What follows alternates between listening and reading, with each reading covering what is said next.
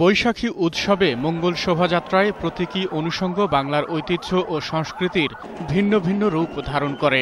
১৯৮৯ সালে স্বৈরাচারের বিরুদ্ধে প্রতীকী আয়োজনের মধ্য দিয়ে মঙ্গল শোভাযাত্রার শুরু। অন্যায়ের বিরুদ্ধে সোচ্চার হয়ে ন্যায় প্রতিষ্ঠায় বাংলার সাহসিকতায় ইউনেস্কো স্বীকৃতি দিয়েছে মঙ্গল শোভাযাত্রার। মৌলবাদের ভয়াল থাবা চিরায়ত কৃষ্টির ক্ষতি করতে পারবে না।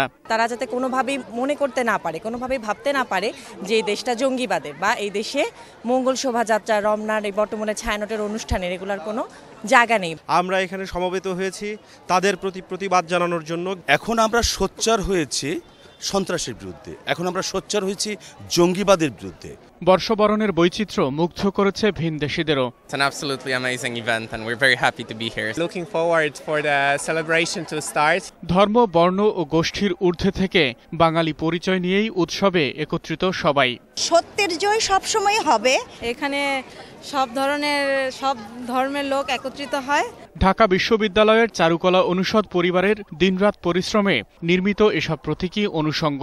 বাংলাদেশের এই সাংস্কৃতিক ঐতিহ্য শুধু বাংলাদেশের মানুষের মঙ্গল কামনা করে এই মঙ্গল শোভাযাত্রার আয়োজন করে না, আমরা সারা পৃথিবীর সকল মানুষ 750 কোটি মানুষের মঙ্গল কামনা করে।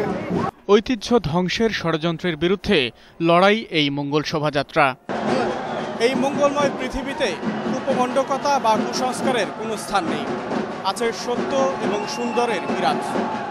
আকবর হোসেন সুমন, ২১শে টেলিভিশন, ঢাকা।